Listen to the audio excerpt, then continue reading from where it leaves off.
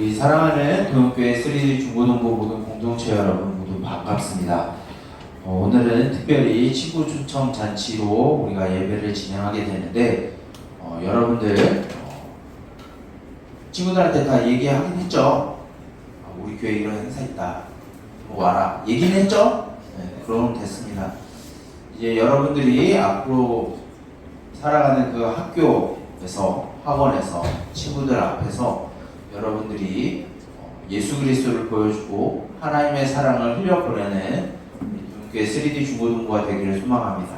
그리고 이 자리에 또 오랜만에 또 처음으로 오는 우리 친구들은 또 예수님의 사랑이, 하나님의 그 무한하신 그 사랑이 여러분들 가운데 함께 있기를 이 시간 소망합니다.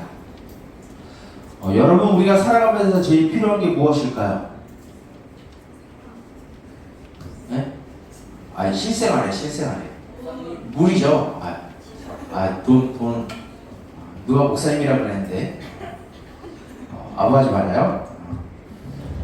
우리가 살아갈 때 필요한 건 뭐냐면은 물입니다. 여러분들 생활용수할 때 물이 없으면은 우리는 생활하기 너무 힘들어요.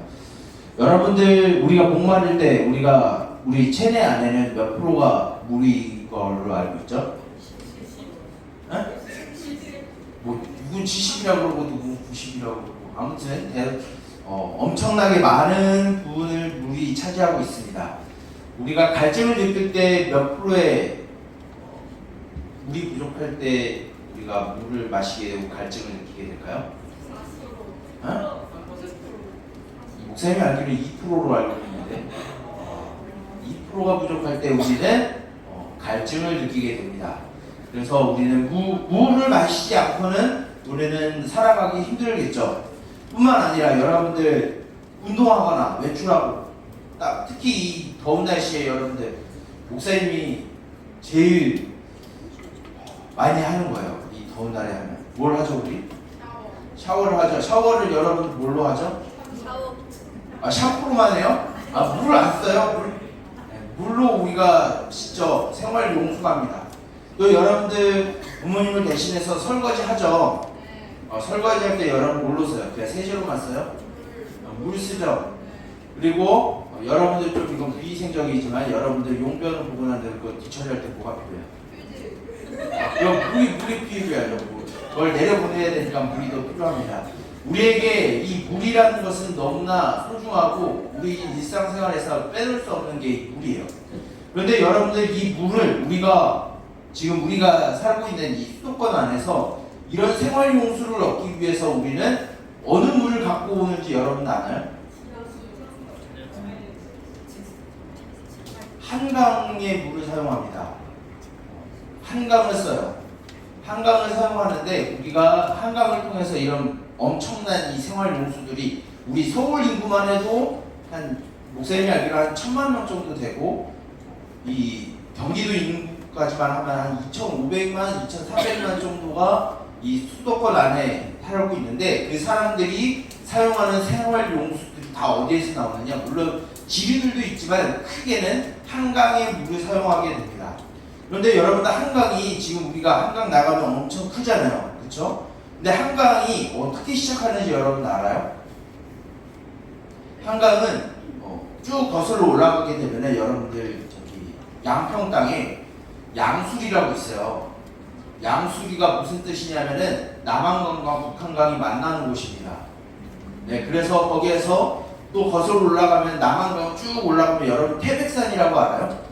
태백산의 어느 한 지역에서 솟는 작은 샘물에서 남한강이 시작돼서 한강으로 흘러갑니다. 그리고 북한강은 우리가 지금은 갈 수 없지만 북한에 있는 금강산에 솟아나는 어느 한 샘물에서 시작해서 북한강이 시작이 되고 그 북한강이 한강과 만나게 돼서 큰 한강을 이뤄서 어디로 나갈까요? 서해 바다로 나가게 됩니다. 자, 우리가 생활용수를 사용하는 것, 한강에서 우리가 물을 사용하고 있는데 그 한강이 만들어지기 위해서는 그 시작점이 어디에 있는 거죠? 남한강, 그리고 남한강 위에 있는 태백산의 어느 한 지류, 그리고 북한강에 있는 금강산의 어느 한 지류로부터 그 물이 시작이 되었기 때문에 큰 강을 이루고 우리가 그 강을 통해서 우리가 생활에 필요한 용수들을 얻게 됩니다. 우리가 이렇게 일상생활에 너무나 필요한 것은 물이죠. 그런데 우리의 정서 안에서 누군가 아까 말하고 했는데 우리가 이 땅에서 살아가면서 가장 필요한 정서 안에서 우리 정서를 채워줄 수 있는 가장 중요한 요소가 뭘까요? 사랑입니다. 여러분들 사랑에 대해서 한번 생각을 해보신 적 있어요? 여러분들에게 한번 물어보고 싶어요. 여러분들에게 사랑은 무엇인가요? 우리가 사랑을 이야기할 때 내가 무엇을 해서 내가 어떤 조건을 갖추고 어떤 자격을 가져야 나는 누군가에게 사랑받을 수 있다라고 하는 그런 착각 가운데 우리는 살아갑니다. 그리고 우리가 살아가는 세상이 그렇게 우리들을 만들어가고 있어요. 내가 뭔가 부모님한테 사랑받기 위해서는 좋은 성적을 받아야 되고 좋은 대학을 가야 부모님한테 사랑을 받을 수 있다라고 생각을 합니다. 아니면 우리가 뭔가 유명해지고 우리가 좀 연예인처럼 좀 아름다워지고 외모적으로 잘 꾸며지면 나는 사랑받을 수 있다라고 생각을 합니다. 그게 틀리진 않아요. 왜 그러냐면 우리는 항상 사랑을 강조하기 때문에. 그런데 그것이 진짜 사랑이냐라고 물어보게 되면 그것은 진정한 사랑의 요건이 되지 않는다라고 말할 수 있는 것 같습니다. 왜 그러냐면 오늘 우리가 읽은 이 요한일서 4장 7절부터 11절까지의 말씀을 보게 되면 우리가 사랑을 받는데 우리에게 정서상 살아가는 이 정서상 가장 필요한 이 사랑을 주는 사랑의 원동력이 되는 것은 내가 무엇을 해서 내가 어떤 자격을 갖춰서 내가 어떤 외모적인 스펙과 커리어를 가져서 누군가를 나를 사랑하는 게 아니라 그냥 나 자신 존재 자체만으로 그 이름 하나만으로 우리를 사랑하는 존재가 있다라는 것을 가르쳐주고 있습니다. 오늘 말씀을 보게 되면 오늘 말씀의 가장 핵심적인 내용은 뭐냐면 하나님은 사랑이시다라는 것이에요. 왜 하나님이 사랑이냐면 우리가 그 아까 말했었던 한강의 원류에서 그 작은 눈에 보이지 않는 샘에서 솟아난 그 물이 큰 강을 이루듯이 우리 안에 진정한 사랑을 만끽하고 싶으면 우리는 무엇을 찾아야 되냐면 그 사랑의 원류를 우리는 찾아야 되는 거예요. 그런데 우리의 사랑의 원류는 그런 우리가 살아가는 미디어 속에서 우리에게 보여주는 그런 스킨십, 남녀 간의 스킨십이나 여러 가지가 우리는 사랑이라고 생각을 합니다. 그런데 성경에서 말하는 사랑의 원료는 그런 게 사랑이 아니야 라고 말하고 있어요. 오늘 보여주면 하나님이 그 사랑의 원류, 원천, 근거가 되는데 그 하나님이 우리를 어떻게 사랑했는지 우리에게 가르쳐주고 있습니다. 가장 핵심적인 거예요. 하나님이 우리를 어떻게 사랑했냐면 우리가 무엇을 해서 어떤 종교적인 열심을 해서 선행을 쌓아서 아니면 좋은 대학에 가서 하나님이 우리를 사랑하는 게 아니라 하나님이 그냥 우리의 이름을 보고 사랑하셨다라고 말하고 있어요. 왜 우리를 어떻게 사랑하셨냐면 여러분 우리는 항상 갈증과 결핍 가운데 살아갑니다. 이 세상에서 사랑이라는 것에 결핍되어 살아가고 있고 갈증되어 살아가고 있어요. 그럼 우리가 살아가는 이 세상은 굉장히 삭막하고 때로는 우리에게 아쉬움을 남기고 좌절과 절망을 우리에게 안겨다 주는 게 우리가 살아가는 세상입니다. 여러분들 계속 성적으로 여러분들 평가하고 낙인 찍잖아요.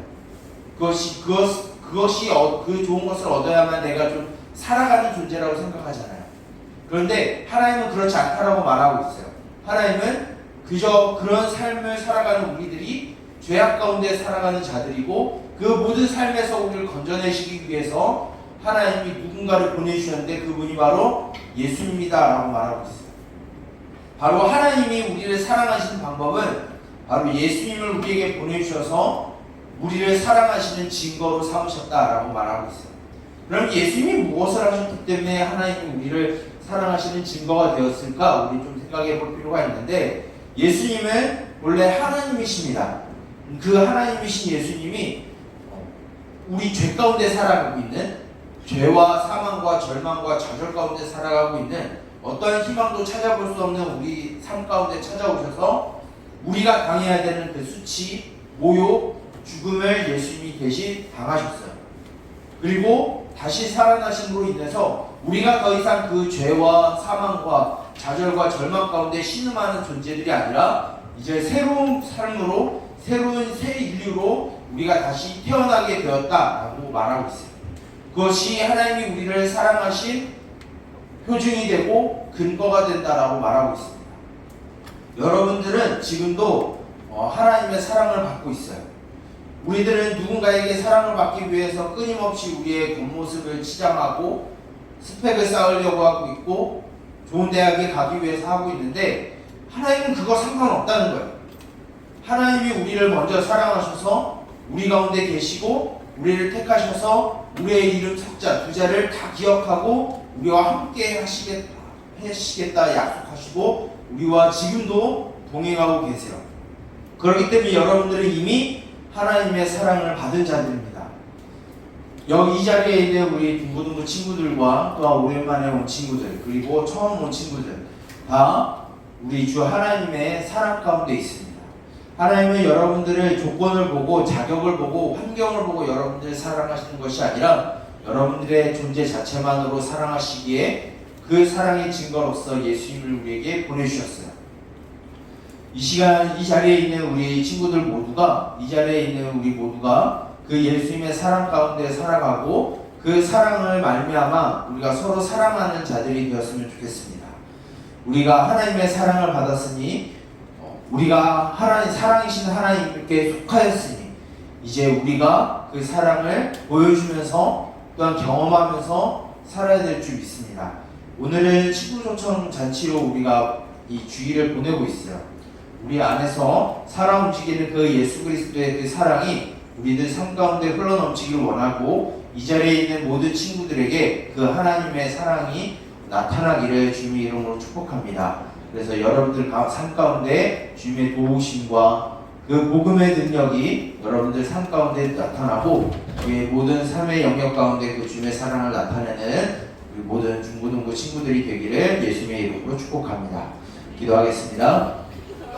살아계신 하나님 아버지 감사합니다. 참으로 보잘것없고 죄와 사망과 좌절과 낙심과 절망 가운데 살아가는 우리들에게 예수 그리스도를 보내주셔서 우리가 더 이상 죄와 사망에 억눌려 있는 자들이 아니라 이 세상의 조건과 이 세상의 잣대에 움직이는 자들이 아니라 하나님의 사랑으로 우리가 살아가고 그것이 삶의 이유가 됨을 우리가 들었습니다. 살아계신 주님, 우리가 세상의 방법을 따르지 아니하고 우리에게 보여주신 예수 그리스도의 사랑을 실천하며 그 예수 그리스도 안에서 살아가게 하여 주시옵소서. 그 복음이 우리 안에 능력 있게 해주시고 그 복음으로 말미암아 이 막막하고 삭막한 세상 가운데 참된 즐거움과 휴식과 기쁨 가운데 주님의 백성으로 살아가게 하여 주시옵소서. 이 말씀을 기억하여 우리의 일상생활로 돌아갈 때 그 하나님의 사랑이 우리 안에 가득히 넘쳐나게 하여 주시옵소서. 이 모든 것을 예수님의 이름으로 기도드립니다. 네.